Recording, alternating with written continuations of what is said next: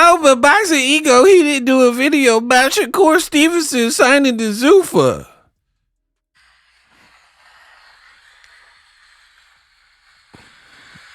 I was at the beach. Do you hear me? I was at the beach, so while y'all talking about Shakur, I was on the shore at the beach. So enough of that. I'm here now. I wouldn't worry about no Shakur and Zuffa. Now, that being said, Shakur Stevenson makes it official and he signs to Zuffa, right? First of all, he looks kind of goofy. Let's start there. They got you in these booty tight Zuffa trunks. They just don't look fashionable. And, you know, it makes your legs look all small. The other thing that I'm noticing is Shakur keep telling us how small he is and he's not really 140 pounder, so 147 is a stretch for him. He don't look as small as he's proclaiming to be, right? To the point where you couldn't go up to 47 and fight Devin Haney.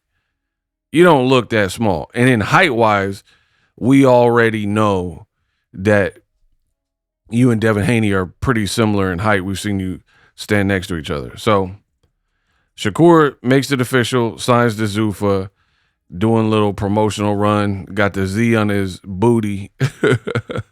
He got the Zorro on the back of his trunks. And a lot of you guys reached out. Oh, Ego, when you going to do a video? Oh, you didn't make a Shakur video. So I'm here now. Ask and ye shall receive. What do I think? To be honest, I think it's a bad look for Shakur Stevenson, right? And in this video, I will explain why I believe that's the case. So for starters, he signed a Zuffa, right? And this is what he's quoted. I'm not really thinking of undisputed. I just want to fight the biggest fights. I want to fight the guys that the fans want to see me fight. Shakur on what he values, right? So this is what he's saying now. Why is that a bad look, you ask? Oh, man, Ego, he just wants the big fights. What's wrong with that? I don't see nothing wrong with a little duck and eyes, right? Come on, Ego, man. Man, what's the big deal? He don't care about undisputed. The belts don't matter. You guys are clowns. Let me explain why. For years, I told you guys the belts were losing luster in terms of if there's a big fight, right? And if you remember, type I remember in my comment section. I've been telling you for years that big fights happening trump like the politics of belts. So I've been very consistent with that. If you remember me saying this for years, type I remember, right? So I was the only one on it and people were trying to shame me. They're like, come on, Ego. Of course the belts matter. People, they fight their whole life to become champions.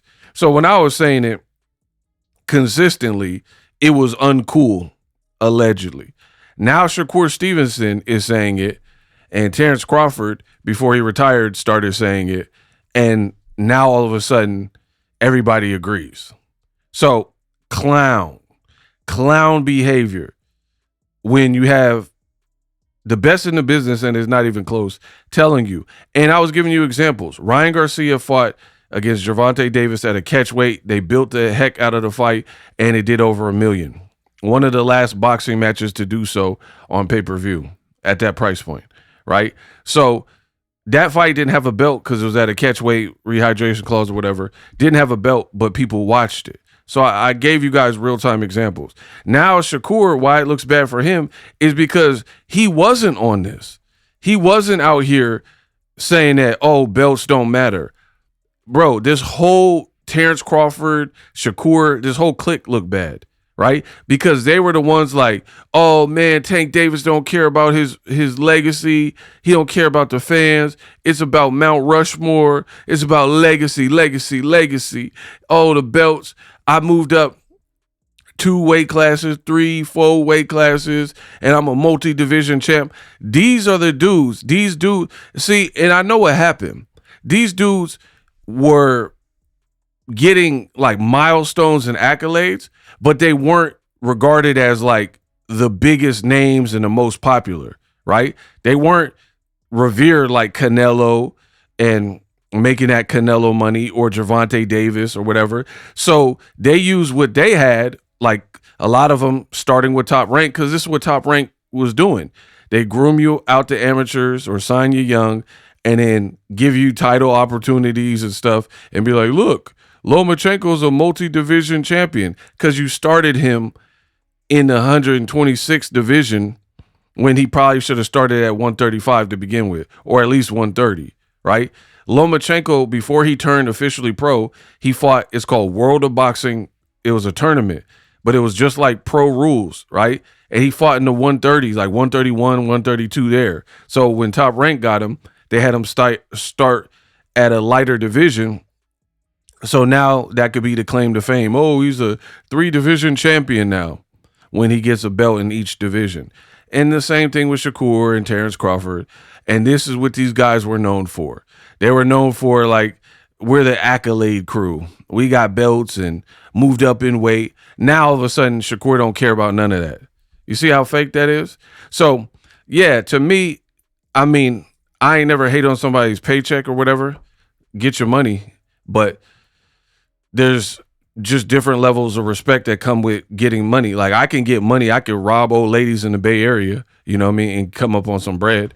But I don't choose to get cash like that because all money's not good money. I don't want to get money by I have to do something foul that I can't tell my parents about, you know what I mean, to get bread. So, yeah, I mean, he's like probably on some I'm making money and Zuffa, I got to take care of my family.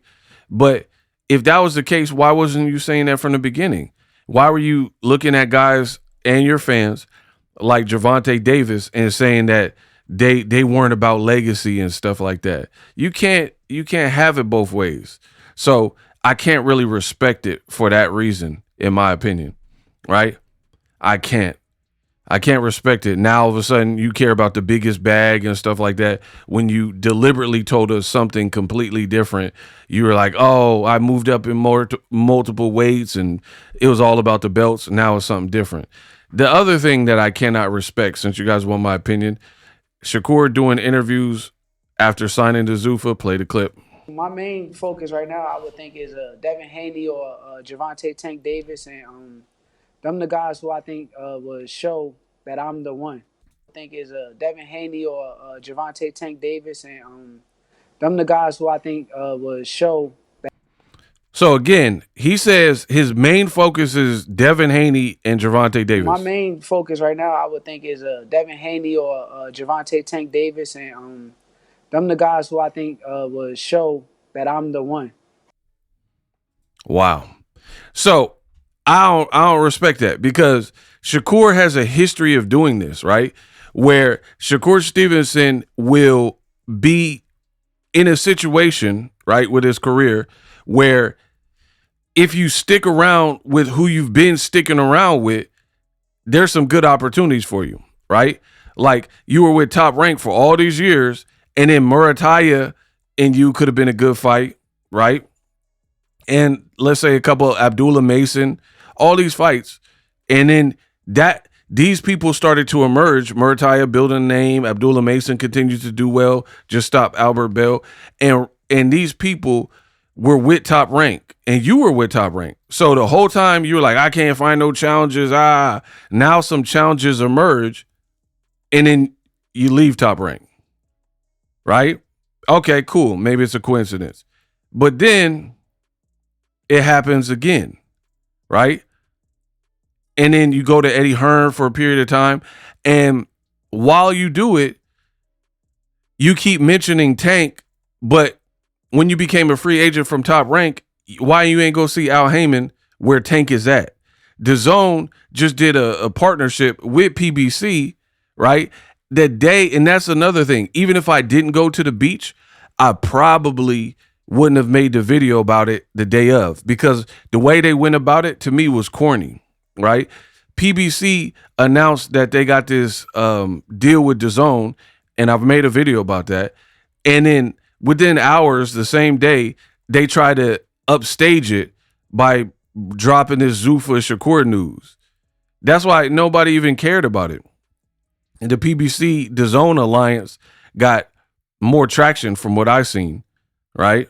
So they try to jump in the way and like overshadow the PBC DAZN partnership, which to me is bigger because I think you'll get better fights out of it than Shakur signing to Zuffa, right?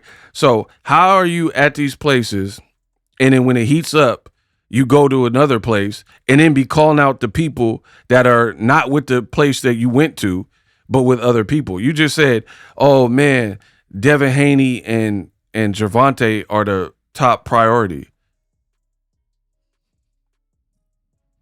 Zuffa don't have, Dana White was like, oh, we would love to have those fights, but you can't get those fights. At least maybe Devin if he signs to Zuffa, but even if that happens, I highly doubt that that is the next fight that's made, right? And Zuffa, please prove me wrong. Make Devin Haney and Shakur at 147.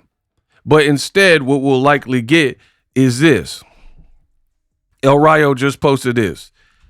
Let's make this fight happen. I have everything it takes to shock the world. So I'm not impressed by this move at all. Like, cool, Shakur's going to make some money, and this is what happens. You can't sell. You didn't want to bet on yourself. Shannon, and I'll do a separate nightcap video, but Shannon Sharp was getting on your helmet, talking about how he don't like your fight style, and you were getting mad about it. So you had to join forces with Dana White and Zuffa because you feel they have the bag right now. And now you wearing Zuffa trunks and a bunch of Zuffa memorabilia and all that. It just like, it looked like you sold out for the cash, because I'm going to tell y'all, I'm an independent hustler and content creator. I had many opportunities, mad opportunities to join forces with somebody else to the point where I would have been in business. Boxing Ego would have been in business with others. But I chose to stick it out and go the long route instead of this shortcut. And in most of those situations, I've already outlasted. And I thank my former self for having the wherewithal and sticking with it and going the long route. That a lot of people don't want to bet on themselves. I bet on myself.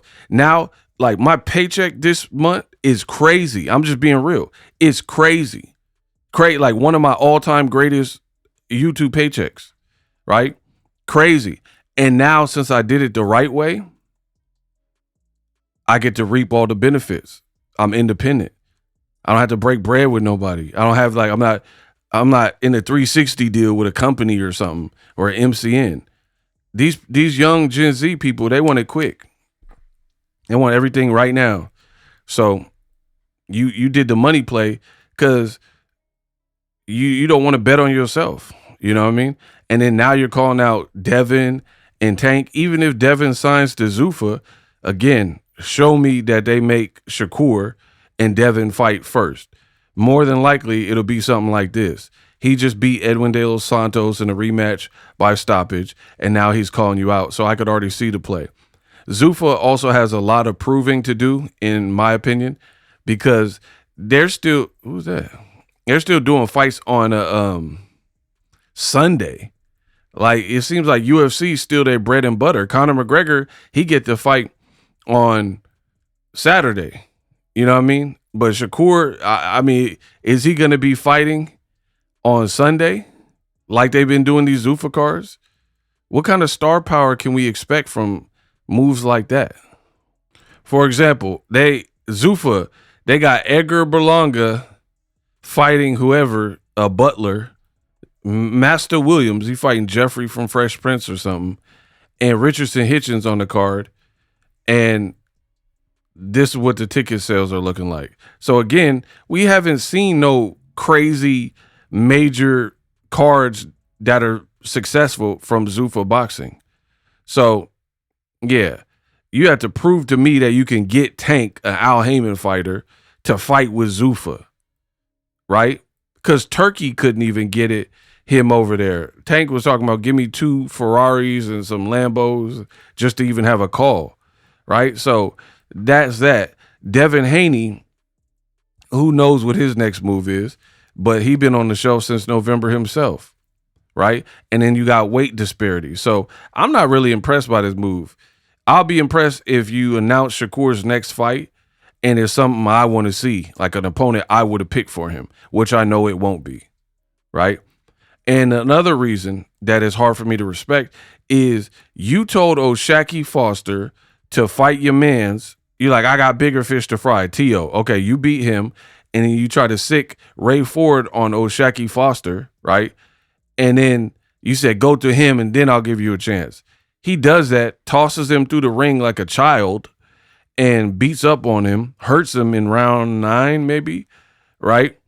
And dominates him, and then calls you out because you were ringside, tells you to get in the ring.